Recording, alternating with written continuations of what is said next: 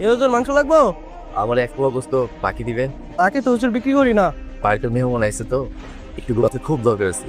পকেটে টাকা নাই, গোস্ত নেওয়ার কি দরকার? শ্বশুর বাড়ির মেহমান তো 27 রাইতে যে হাদিয়া পাবো টাকা দিয়ে সব পরিশোধ করে দিল।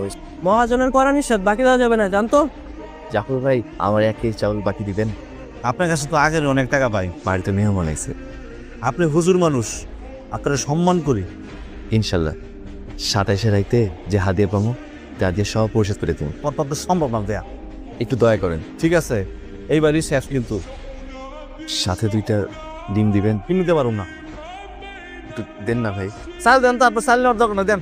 ঠিক আছে। আসসালামু আলাইকুম।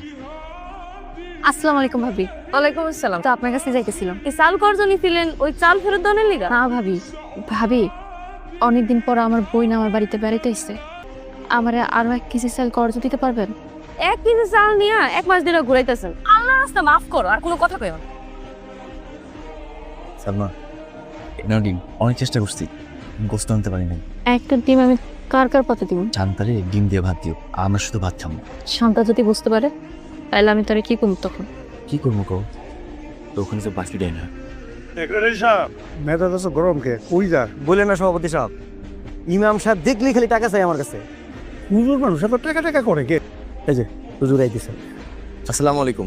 হুজুর আপনি এত টাকা চান কেন? বাড়িতে মেহমান, ঘরে বাজার নাই, তাই চাইছিলাম। দোকান থেকে বাকি নেন। দোকানে অনেক টাকা বাকি পড়ে আছে, তাইলে আমরা কি করুন? কিছু করতে হইব। আল্লাহ উত্তম পরিকল্পনাকারী। চলেন, নামাজের ওয়াক্ত হয়ে গেছে। কষ্ট করে গেল তাই না বই? না ভাই, আপনার করে কষ্ট দিয়া গেলাম। আমার আসিস, আমার 21 আসতে। আইসা কমুনে। আসসালামু আলাইকুম। ওয়ালাইকুম আসসালাম হুজুর। বসেন। আমাকে রাখছেন?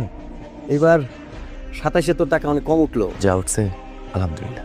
নেন, এখানে 3000 টাকা উঠছে। আলহামদুলিল্লাহ। মসজিদে যদি জিলাপির ব্যবস্থা করতেন তাহলে আরো কিছু মানুষ আসছে। লোক দেখা মানুষ অনেকে ঠিক হইতো, আল্লাহ যা ব্যবস্থা করছে আলহামদুলিল্লাহ। আমি আসি। আসসালামু আলাইকুম। এই মানুষ কি বাড়িতে আছে? হুজুর বাড়িতে আছেন নাকি? আসসালামু আলাইকুম। ওয়ালাইকুম আসসালাম। হুজুরের বউ, আজকে না তোমার কর্জের চাল দেওয়ার কথা ছিল? আর 2-1 দিন সময় দেওয়া যায় না? 27 সুদার পরে টাকা দিবেন কইছিলেন। হাতে কিছু টাকা পাইছিলাম, এই টাকাটা দিয়ে দিলে ঈদের কেনাকাটা করতে পারব না। ট্রেন থুইয়া আপনার কেনাকাটা করতে মন চাই কেন? আমার মেয়েটা ঈদের নতুন জামার আবদার করছে। আজকে এখান থেকে টাকা না নিয়ে আমি যাবই না। আপনি টাকা দিয়া দেন, তখন আমার মা খাইয়া থাকবো। আপনার কত টাকা হয়েছে? আমার সব মিলে 2900 টাকা হয়েছে। এই নেন আপনার 2900 টাকা। এই নেন 100 টাকা, এটা দিয়া চাউল কিনেন। আব্বা, আমার ঈদের জামা কিনে দিব না? থাক আব্বা, আমার ঈদের জামা লাগবে না।